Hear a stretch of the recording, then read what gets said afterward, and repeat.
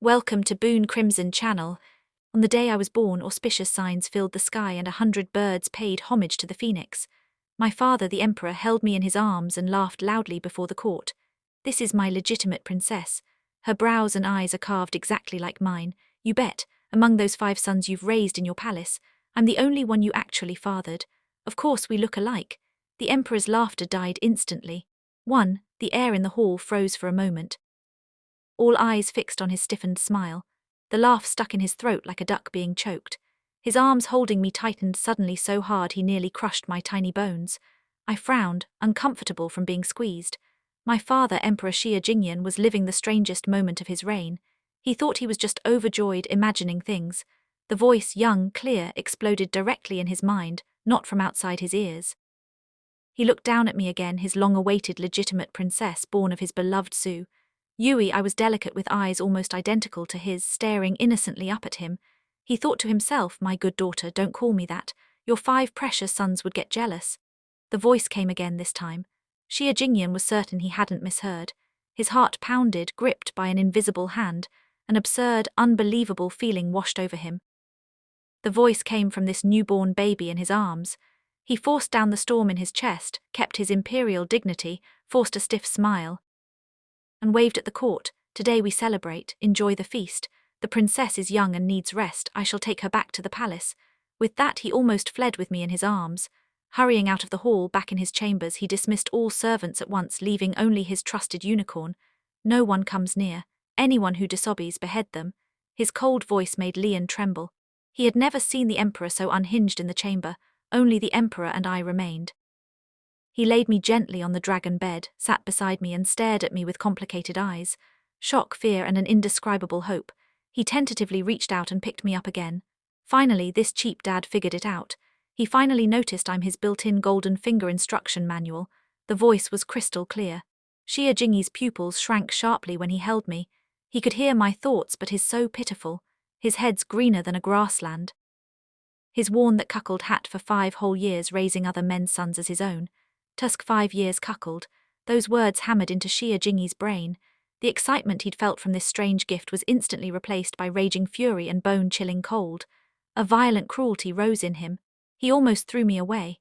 But when he saw my face so perfectly like his, that destructive urge was forced down. I was innocent. I was his only real child. He took a deep breath, closed his eyes, and forced himself to remember first. Prince Xia Chongzong, son of Empress Ju, intelligent, praised by tutors. Second, Prince Xia Chengde, son of noble consort Shu, lively, skilled at riding and archery. Third, Prince Xia Chengyu, son of concubine Ening Km, fond of military strategy. 5 princes, all had once made him proud. But now the more he thought, the more wrong it felt. The first prince's face, if you looked closely, his brows resembled his maternal uncle Lord Ju, the empress's brother. The second prince's eyes he'd seen them somewhere before. Stop overthinking. Dad, my voice popped up again. Lazy and amused, let me lay it out for you. First, Prince Xia Chongzong, definitely your brother-in-law, Lord Ju's son, the empress's own nephew, adding kin tokin they call it. Second, Prince Xia Chengde, born to your delicate noble consort Shu and her childhood sweetheart cousin. They snuck him in to pass him off as a dragon's son. Third, Prince Xia Chengyu, illegitimate son of concubine Ening and the deputy commander of the Imperial Guards. Wow, they even reached into the army. Fourth prince, fifth Prince TSK, your harem is just a big nursery. Everyone dumps their kids on you, expecting you, the fool, to raise them to steal your throne. Got a whole houseful, could hold 100 family surnames meeting. With every sarcastic thought, Xia Jingyi's face turned from green to pale, then to dead silence. His hand on the dragon bed's edge clenched until his knuckles whitened, veins bulging like GN-led roots. Anger, humiliation, betrayal, all tangled together, almost burning his sanity away, but he held on. He just stared at me, his eyes burning with rage and the bone-cold chill of betrayal. This truth cut sharper than any knife, shredding his dignity as a man, a husband, an emperor. He was silent for so long that the candle flame flickered. At last he spoke slowly, his voice sandpapered raw. Luan, your servant is here. Announce my order. From today on, anyone who wishes to see the princess must have my personal approval. You oversee all her meals and daily needs personally. Everything she eats must be checked 3 times before it touches her mouth. He paused, a cruel glint in his eyes. I am going to start verifying. That's more like it, Dad. Time to fight back. I yawned and closed my eyes peacefully in this man-eating palace. I finally had the strongest backer possible. 2. The emperor acted fast but in absolute secrecy. The next day he summoned the first prince, Xia Chongzong, alone, claiming to check his studies. Xia Chongzong was 5, poised, fluent in his answers, indeed mature for his age. Once Xia Jinggan would have felt proud, but today he sat on the imperial throne, staring sharply at his supposed eldest son. He ignored the polished manners and learning, focusing on every tiny movement and expression. When Xia Chongzong spoke about a classic text, he tilted his chin slightly. Arrogance in his eyes, that expression. Xia Jingyi's mind instantly flashed to the empress's brother, the arrogant Lord Ju, exactly the same, that innate pride and disdain. Not something a 5-year-old could learn, but a mark passed down in blood. Xia Jingyi's heart sank inch by inch. He asked nothing more, gave a few casual words of encouragement and dismissed him. At lunch he had me brought to the imperial study to keep me company while he reviewed documents. He held me, and the strange connection returned. An imperial kitchen servant entered with a tray holding a bowl of soup. "Your Majesty, this is snow frog and lotus seed soup, specially ordered by the noble consort," she said. "You've been working hard and need to replenish your strength." Xia Jinggan was about to take it. "Ooh, new mission." My voice arrived right on time. "Don't drink it. Cheap dad. This soup has twilight paralysis, not instant poison, but if you drink it long enough your limbs slowly go numb until you're completely paralyzed like a living corpse. Empress Ju's move is vicious. She wants to turn you into a slowly, then put her fake first prince on the throne and rule from behind her curtain. Her heart's darker than a honeycomb coal stove."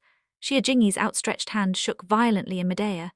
Crack, the delicate white jade bowl slipped from his hand and shattered on the brick floor. Warm soup splashed everywhere, sweet and clawing. The servant was terrified, dropped to his knees and kowtowed repeatedly. "Your Majesty, forgive me, forgive me." Cold sweat broke out on Xia Jingyi's forehead. Fear, endless fear, seized his heart. If he hadn't heard his daughter's thoughts, he would have drunk that soup without hesitation. And then before long he would lie paralyzed on the dragon bed, watching the bastard's children steal his throne, maybe even hurt his beloved Yui and their real daughter. He held me tightly, his arms trembling slightly. I was his talisman, his lifeline. He exhaled slowly, suppressed the murderous urge in his chest, and regained his calm. He even smiled gently at the shaking. "Servant, it's fine. I slipped. Not your fault." Li Duan, reward him. The servant was overjoyed, kowtowed gratefully, and left. But as soon as he was gone, Xia Jingyi's eyes turned ice cold. "Luan, your servant is here. Watch that servant like a hawk and root out everyone behind him. I want them alive as you command." After Li Duan left, the study fell silent again. Xia Jingyan held me, stroking my back gently again and again. His touch was soft, but I could feel the fire he was holding inside. Before long, Li Duan returned with his report. The investigation went smoothly. The little eunuch's family had been imprisoned on false charges by Lord Ju, the empress's brother, to blackmail him into poisoning the emperor's soup. The evidence was irrefutable. After listening, Xia Jingyan fell silent for a long time. For the first time he clearly felt the raging undercurrents and murderous intent beneath the dragon throne, wrapped in supreme power. His enemies had already placed a knife at his throat, and until yesterday he had been playing the fool completely in the dark. No, he made up his mind before he could wipe out these worms in one sweep. He would keep acting, and he would act even more like a foolish ruler, indulging in beauty and pleasure. At that moment his protectiveness toward me surged to the limit. This tiny soft baby was not only his bloodline, she was the key to whether he could survive this silent war. 3 Empress Ju soon heard the news. She arrived at the imperial study with carefully prepared pastries, graceful and dignified. "I heard your Majesty was angry yesterday and even dropped the soup Sister Ui personally made for you. Are there troubles in court?" Her voice was gentle, her concern perfectly measured, like a truly loving wife. Xia Jingyan was holding me by the window, basking in the sun. He did not turn around, just trivial border matters. I was briefly annoyed. "It has nothing to do with the noble consort." His tone was flat. Even impatient, he perfectly played a king vexed by state affairs, taking it out on others' hair. The old witch came to probe personally. Does she really think her plan was flawless? My voice rang in his head, full of disdain. Her brother General Gu Qing has been busy lately, secretly moving troops in the suburban camp and planting his own men. Think the slow poison is too slow. Planning to use force. Xia Jingyan's heart jolted. Military power. The situation was worse than he imagined it had. Spread from the harem to army movements. What was the Ju family trying to do? Rebellion. his hands holding me tightened unconsciously. Murderous intent churning inside him, but his face remained calm. He even turned and gave the Empress a tired smile. "Thank you for your concern, Empress. The memorials are giving me a headache. You may go back." After sending her away, Xia Jinggan immediately moved to his next step. In the afternoon, he took me to the Imperial Garden to relax and deliberately pass the training ground. Sure enough, he ran into the third prince, Xia Chenggu, playing war games with eunuchs. Xia Chengyu was imitating a general commanding his soldiers to charge. His formations were orderly, and the tactics he used were exactly the assault and defense formations used by the Imperial Guards. These were things concubine Enning could never have taught him. Xia Jingyi's eyes darkened. He was almost certain the deputy commander of the Imperial Guards, the third prince's real father, had been secretly tutoring him. Another piece of evidence clicked into place. Xia Jingyi's heart turned completely cold. He could wait no longer. He must first cut off the Zhu family's claws, especially Zhu King, who held military power back in the study. He summoned his loyal ministers at once. The next morning at court, Xia Jingyan suddenly announced that the northwest border was unstable with frequent barbarian raids. A capable general must be sent to guard it, he declared. In court, General Ging was promoted to pacifying commissioner of the northwest, to take full military and political command there, and to depart at once on the surface. It was a promotion, giving him total regional power. In truth, it exiled him far from the capital's core of power. The court erupted in uproar. Officials loyal to the Empress immediately objected. "Your Majesty, General Zhu is the pillar of the realm. The capital's defense cannot do without him." "Yes, Your Majesty. Changing a General Mick campaign is a grave mistake in war. Please reconsider." As soon as the Empress heard, she rushed at once to the hanging screen, desperate to stop him. Xia Jingyan sat on the dragon throne, coldly watching the people below throwing fits. He slammed the dragon desk with a deafening crash. Enough.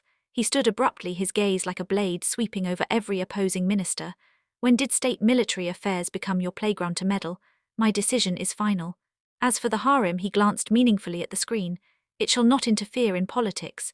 These are the ancestral rules." That thunderous momentum silenced the entire hall. Everyone was stunned by the overwhelming power bursting from the emperor. Was this still the gentle, tolerant ruler they knew? The objections were crushed by his hardest stance. Zhu Qing's transfer was set in stone. This was Xia Jingyan's first strike. Precise, ruthless, he held me, feeling the tiny warmth in his arms and knew clearly in his heart. This war had only just begun. 4. The Zhu family's core troops were removed from the capital. The Empress had clearly suffered a heavy blow, blind with rage. She turned her fangs directly toward me and my mother, Su Yui. Rumors quickly spread through the palace. At first, they said my birth as legitimate princess was an evil omen. The heavenly signs were actually a disaster descending. Later, they grew worse. I would bring ruin to the country and the emperor, and the great Xia would fall. Because of me, these vicious words cut into my mother like invisible knives. Already weak from childbirth, she grew increasingly frail and haggarded with worry. Xia Jingyan flew into a thunderous rage and ordered an immediate investigation. He arrested and severely punished several servants who had spread the lies, but rumors were like weeds, cut one patch, another grew right back that night. Xia Jingyan looked at Su Yui, sleeping restlessly from exhaustion, his eyes full of pity and anger. He held me and sat by the bed. "These rumors are just an appetizer. The Empress's real trap is 100 times more vicious." My voice suddenly cut in cold. "She's bribed a judge from the Imperial Medical Bureau and a maid in Mother's palace. They'll forge evidence to slander Mother and that doctor. Frame them for adultery. A huge harem scandal. Then they'll hold a dramatic blood test to prove parentage with witnesses and fake evidence. They'll destroy Mother completely and kill me too." This so-called bastard killed 2 birds with 1 stone, ruthless enough. Xia Jingyan's body froze instantly. A chill shot from his feet to the top of his head. He never imagined Empress Zhu could be this evil a blood test if he hadn't known the truth. Facing such ironclad proof for the royal family's reputation, what would he have done? He dared not think further. After the shock came a storm of fury. "If you want to act, I'll play along to the end." He decided to turn her trap against her from the next day. Xia Jingyan deliberately neglected Su Yui. He did not step into the Moonlight Palace once. Even soup she sent was turned away with excuses. The whole harem saw it. Everyone guessed the noble consort had fallen out of favor. The Empress took the bait. She thought her rumors and schemes had worked. The Emperor was Growing tired of Suyui, she believed the time was right. A few nights later, the Empress stormed into the Moonlight Palace with a huge crowd aggressively coming to catch the adulterers. But when she kicked open the chamber door, she saw Suyui sleeping peacefully on the bed and Xia Jingan sitting beside her, staring at her with cold indifference. The Empress' triumphant smile froze solid. "Why, Your Majesty, what are you doing here?" Xia Jingyan ignored her. He clapped his hands from the shadows. Outside, Liquin walked in with guards dragging a trembling doctor and a pale, lifeless maid. That maid was a second-tier servant in Su Yuya's own chambers.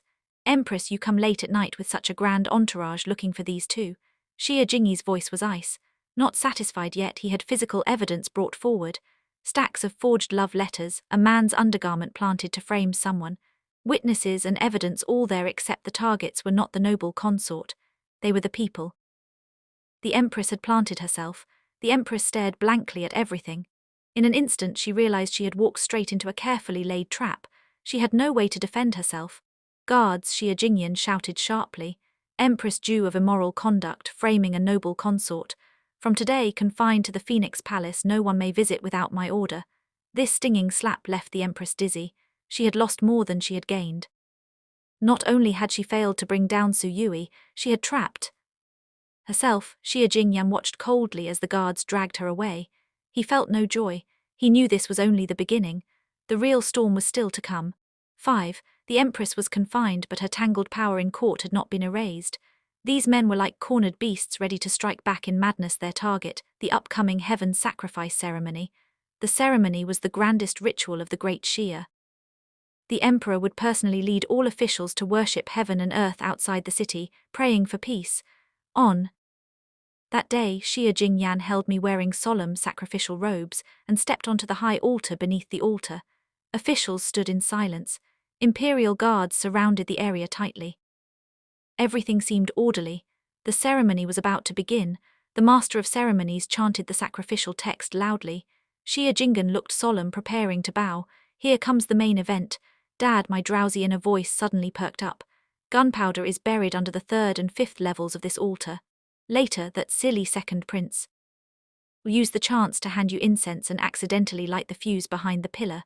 Boom, the altar collapses. If you're lucky, you die on the spot. If not, you'll be paralyzed for life. Then they'll pin everything on the Su army in charge of guarding my maternal grandfather's soldiers. When the emperor dies, the Su family will be executed as the culprits. Lord Ju will return to save the throne from the northwest. Put the first prince on the throne. Perfect plan. 3 birds with 1 stone. Even nastier than the last one. My thoughts exploded like thunder in Xia Jingyi's mind. His face turned deathly pale. He glanced toward the incense burner. Only 1 stick of incense remained before the ceremony. His hands holding me trembled violently from fear and rage. He could not panic. Not now. In a split second, he shot his gaze upward, pretending to be terrified. "Heavenly warning, a sign from heaven," he shouted, his voice full of alarm. Just now I saw an ominous sign in the sky. "The altar is unclean. It must be purified at once." The whole court erupted in shock. "Stop the ceremony. Everyone evacuate the altar." Immediately he gave the order with absolute authority. The officials stared at each other. Confused officials from the Empress's faction stepped forward at once, trying to stop him. "Your Majesty, you cannot. The auspicious hour has come. To miss it is great disrespect to heaven." "Yes, Your Majesty. There is no sign. Please put the state first and continue." Xia Jingyan ignored them completely. He stared at those men, his gaze cold enough to kill. I said, "Evacuate whoever disobeys." Charged with treason, he overruled all objections, ordering his personal guard to clear the area. Another team charged straight into the altar. The officials who still tried to argue were frozen by his murderous aura. Not another word came from them soon. The guard dug out dozens of gunpowder barrels and long fuses from inside the altar layers. When those black barrels and fuses were laid out before everyone, the entire field fell into dead silence. Everyone broke into a cold sweat. If the emperor hadn't stopped the ceremony, the consequences would have been unthinkable. The officials' eyes turned from confusion to awe and terror, seized the second prince and all officials in charge of building the altar. Xia Jingyan's voice boomed across the temple of heaven, burning with rage and fear in the chaos. The second prince turned ashen and collapsed to the ground. A crisis that could have overturned the dynasty was barely avoided. In the most absurd way, he held me tightly, his heart still pounding. I yawned softly in his arms, my voice drifting lazily again. Don't celebrate yet, Dad. This is just the appetizer. That old Viper Empress has a bigger game. She's already colluded with our northern neighbor, the Yang Kingdom. She promised to hand over 16 cities in Yunju and Yangju to the Yang. In return, they'll stay still during her rebellion, even send troops to help if needed. She's ready to sell out her country for power. Xia Jingyi's heart, which had just calmed, was swallowed by an even bigger storm, colluding with the enemy. Fine, Empress, Mother of the Nation 6. The altar incident shook the entire Xia court like a violent earthquake. The story of Emperor Xia Jingyan feeling heaven's will and seeing the danger spread everywhere, becoming divine legend among the people. His authority among officials and commoners reached an all-time high that night. Xia Jingyan personally interrogated the second prince and the involved officials through the night. Under ironclad evidence and crushing pressure, their defenses broke quickly. Following the trail, he approved a huge network of the Empress's men in the Ministry of Works. But regarding the Empress's treason, Xia Jingyan acted with extreme caution. The charge was too great, too far-reaching. One wrong move could shake the nation's foundation, even trigger war with the Yang. He dared not act rashly. He needed solid proof. He paced. In the Imperial study, his brows tight, unsure where to start. Don't frown. Dad, I'll show you the way. My familiar voice returned like a lamp lighting his thoughts. Nanny Zhong, the Empress's most trusted servant, she's no ordinary woman. She's the link between the Empress and Yang spies on the 5th day of every month. She leaves the palace under the pretense of shopping, then goes to White Cloud Temple 30 li west of the city. In truth, she meets Yang spies in the bamboo forest behind the mountain to pass messages. Xia Jingyan's eyes lit up instantly. He called Lian at once, ordering him to lead elite palace guards and set a tight trap. The 5th day arrived quickly. Nanny Zhong acted as usual, asked for leave, changed into plain clothes, carried an incense basket looking like a pious worshipper. She left the palace and headed straight for the temple. She had no idea that from the moment she stepped out, countless eyes were watching her in the dark. She pretended to pray in the temple, then walked familiarly toward the back mountain. The second she met a Yang spy disguised as a worshipper deep in the bamboo forest and finished exchanging information, black-clad guards poured in from all sides surrounding them. Both were captured alive, but the search result disappointed Xia Jingyan. Only ordinary information about court officials was found. The secret letter holding the caudle had been swallowed by the spy, who died instantly from poison. Nanny Zhong was taken back to the palace and locked in the dark imperial prison. Xia Jingyan interrogated her personally using every method, but her mouth was harder than stone. She insisted she had only gone to pray. Knowing nothing else, the trail seemed broken. Xia Jingyan was stuck, packing back and forth in the prison. Filled with frustration, he unconsciously held me close. I'd been with him the whole time. Silly Dad. How would an old fox carry the most important stuff on her? My voice sounded exasperated. The real account book and the list of all court officials involved, they're hidden in a place you'd never guess, right in the Empress's chamber, inside the base of the Sunzi Guanin statue she worships every day. She thought the most dangerous place is the safest. Too bad she met me, a cheat with a golden finger.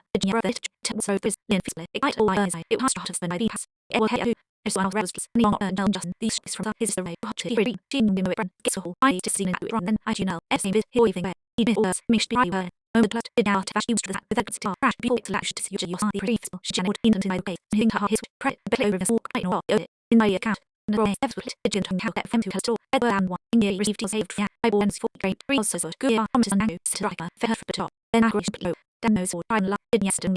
the hell vessels you and third audition Lord, the said of the mark, the hustle play, was it leaf, see and cold, I'm Ducan Wimbledon, unable pay, custody, the Glensigan, all preservant Ducan and laugh, after living in your house, no, return chisel, though less for me, I'd be sad, I was in him, but didn't so fun, sure for more you, from all I get, we are all surface are, he have to plot my great self says, as in May, those upon the print of did Harold Chauncey court, and the in the perfect lads, in error Eden, only battle with the different from the a great host, white till festival and it parry the renewal and success right night that what drew to end of the pingle mist but it didn't all to food in way it don't kiss of how I did the now hold out James Roll Jill Hayes and no soil you can have the doom less shakes convulsed stories red military print up royal bone good jeans just on leap and lay with row as the board rift faster and that's affair now you his roll all the lots it goes just in what she here the assault in town if we act oh I read be a god twice a middle one put through out Build boys am the tragic this but as we then click one and they a limbo 84 ways to one did so in rebels shots class Lenore before being to pull glitch Latho his is not much any all what's not channel out pretty tricky died no she is by way with her Stephenson she knew rainbow on roof and ball my hawk is shot when it's often got he can mispay her the old problem on Monmouth, the clinic